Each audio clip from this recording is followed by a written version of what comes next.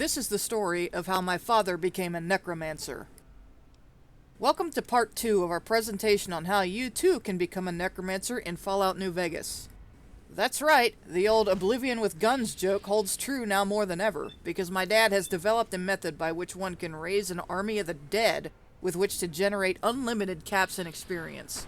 Note that this is something you can do in the vanilla game, and I do mean vanilla, because for whatever reason, my dad never bought the DLC, so he's been playing the original version of the game for years. Now, I have confirmed that you can do it with the DLC installed. Having that installed doesn't patch out this behavior or anything like that. Also, you don't need any mods whatsoever to do this method, so this should work on consoles too. And as far as I know, my dad invented this. I went looking online, I could not find any examples of anybody doing this in this particular way.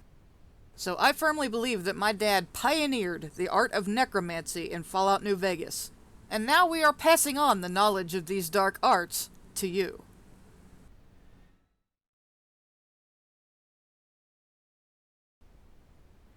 This video assumes that you have made it to the 188 trading post. This is something that can be done at level 1 without taking any damage or fighting anything. If you'd like to see how to do that, check out the previous video. The link is in the description.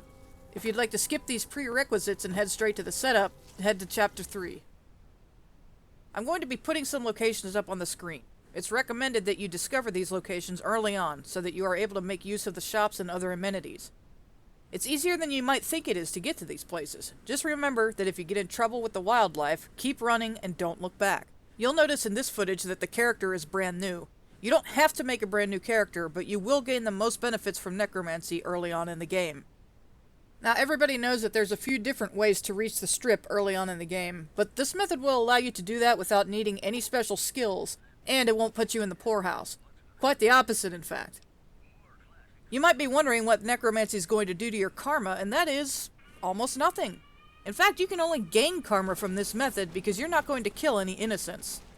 Well, a more accurate way to say it is that you're not going to kill any innocents personally.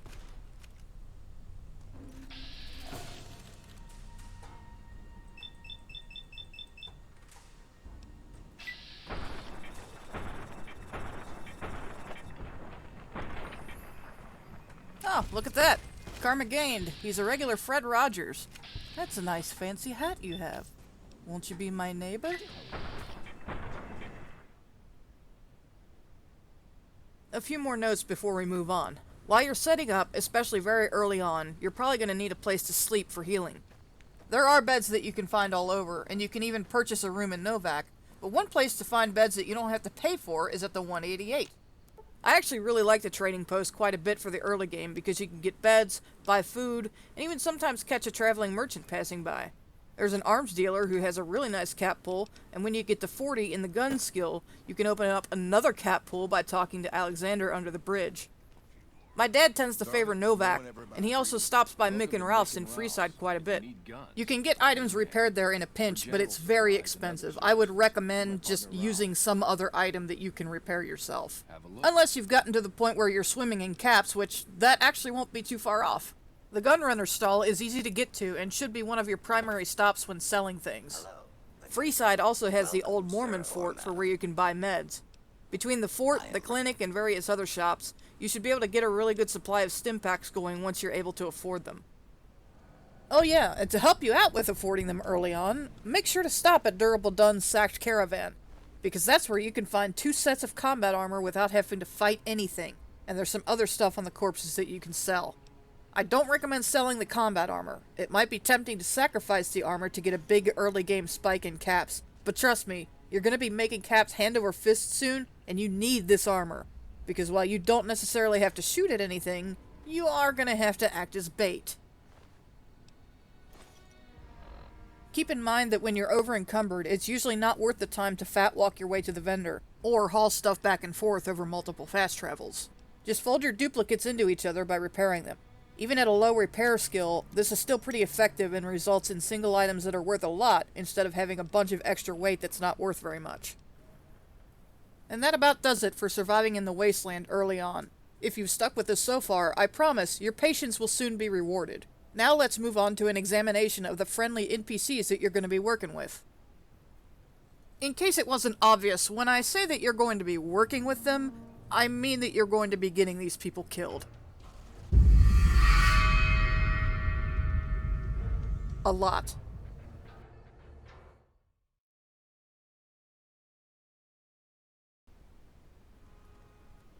Once you're settled in and comfortable with the area around Vegas, you'll want to find this caravan. It's not like the other traveling merchants. This guy won't actually sell anything to you. My dad decided that this just means he would have to take the caravan stuff by force. But my dad is a practical man. He's not going to just try and shoot this guy in the face and take his stuff. No, as low level as we are right now, that wouldn't end well. And besides, it would be bad for karma. That's where the necromancy comes in.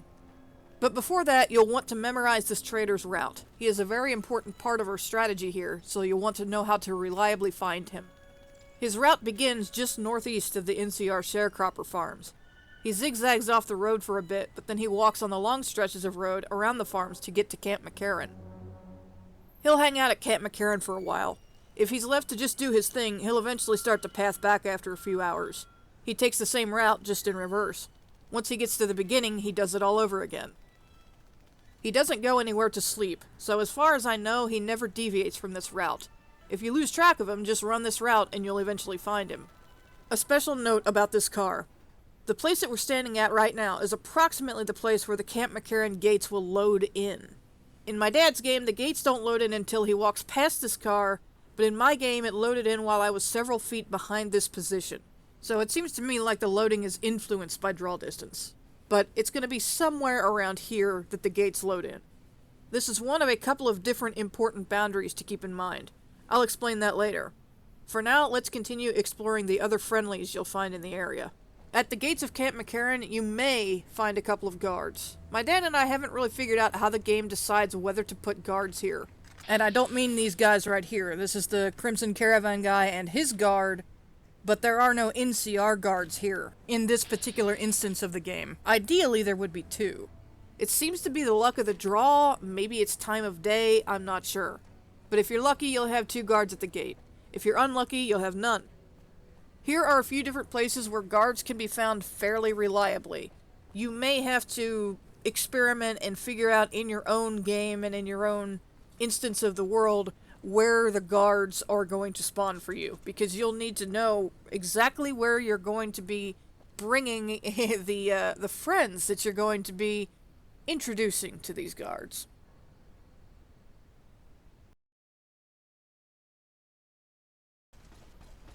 And now it's time to go meet those friends that you'll be bringing. If you've been playing New Vegas for a long time, you'll probably know that there are a lot of fiends that hang out in various places near Camp McCarran. But I bet you've never seen those fiends used in quite the way we're going to see in the final chapter. The fiends in this general area are related to a quest that you can find inside of Camp McCarran. One very important note. If you want to be able to do that quest perfectly later on, you do not want to aggro any of these 3 named bosses. Driver Nephi, Cook, and Violet. Ideally, that quest is done by getting the boss's heads intact. And you can't really guarantee that they're going to be intact while you're performing necromancy.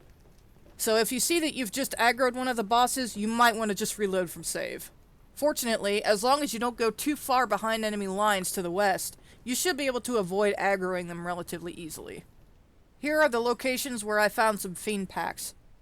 The red dots represent groups of unnamed fiends that should be safe to pull. The yellow dots to the west are where the bosses are. Even if you don't care whether you get their heads intact or not, you should probably still avoid aggroing them if you're low level because, all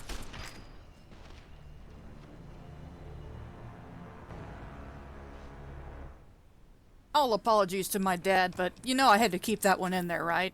Tell you what, I'll make it even. Here's an accident that I had.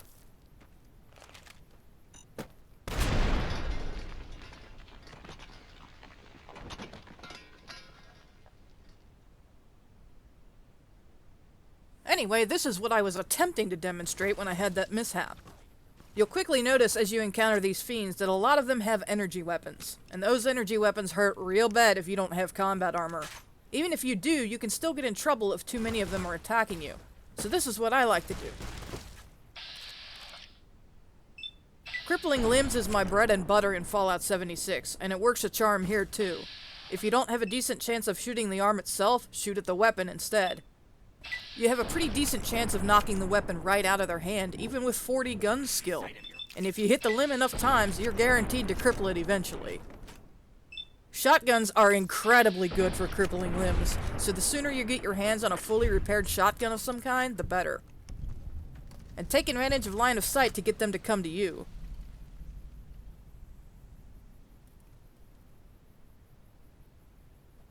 Especially at low level, don't take any more damage than you have to, because stim packs are expensive.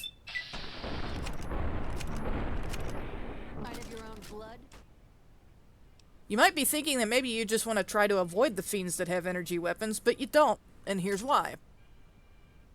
Yeah, these guys will actually be among your highest source of income, so get used to dealing with energy weapons.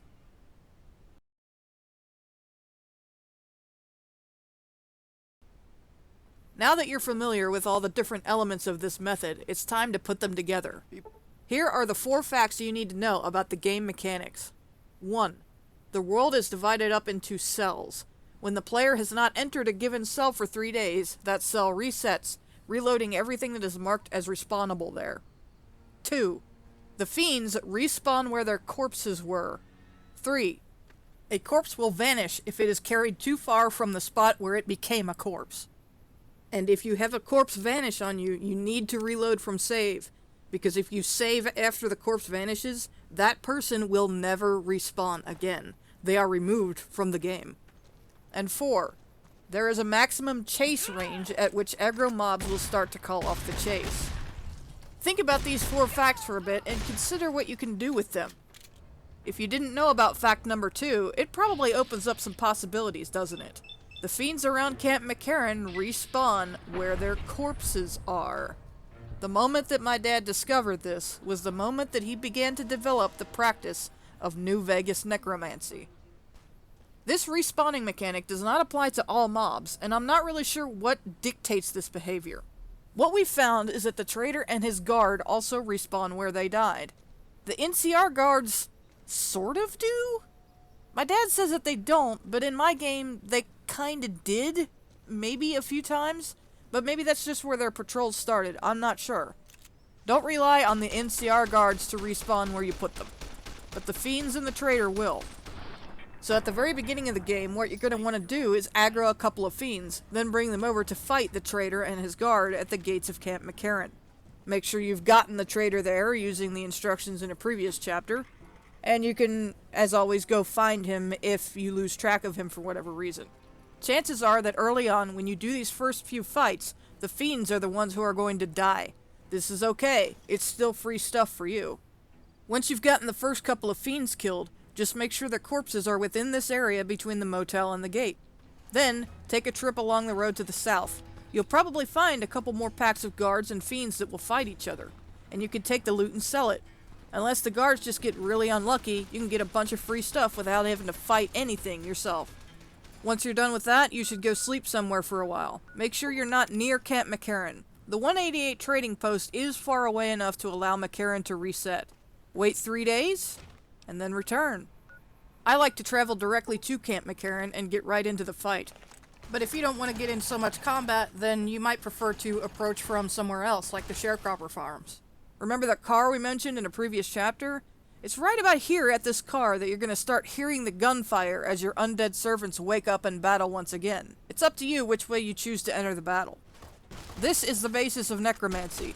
It starts off rather simple, but if you want, you can grow this into something much, much more complicated and much bigger. One thing I discovered in my own playthrough is that if you destroy someone's weapon by shooting it, they're forced to try to melee you unless they can find some other ranged weapon nearby. Destroying the fiend's guns is a really good way to get them to chase you in a relatively orderly manner. You can use the principles of aggro leashing and corpse respawning to leapfrog fiends from a very long distance over a series of visits to the area. You start by aggroing some fiends and shooting their weapons. Then you kite them until they start trying to run away from you. Kill them as soon as they begin running away from you. Then, drag the corpses towards the McCarran gates for a bit. Leave the area, wait 3 days, come back, and repeat again. Using this method, it's possible to eventually gather up every single fiend in the McCarran area if you want to. Just keep in mind that if you want to go after the ones that are next to the bosses, you should make sure that you're high enough level to end those fights very decisively without destroying their heads.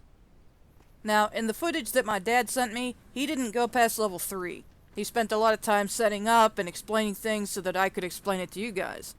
In order to give a more complete impression of what is possible with Necromancy, I decided to do a playthrough where I follow through, and set a high-level goal for myself that I eventually reach by starting out with Necromancy. This is dedicated to my dad, who discovered and developed one of the most interesting exploits I've ever seen. Behold, the mayhem I have wrought.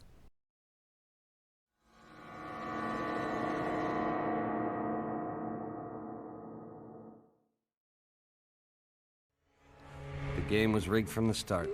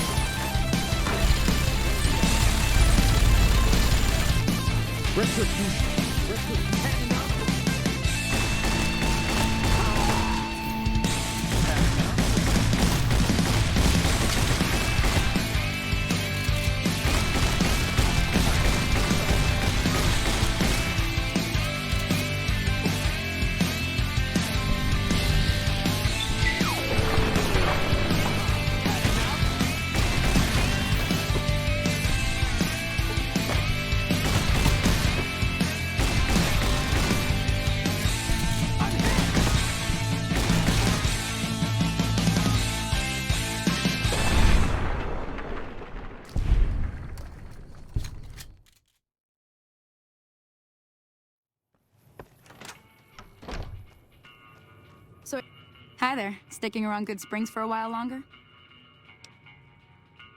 Yeah, I guess there's a thing or two I could show you. Sounds like you need all the help you can get after what they done to you. Meet me outside, behind the saloon.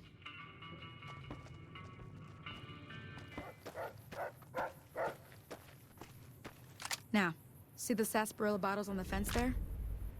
Take this and try to hit a couple of them.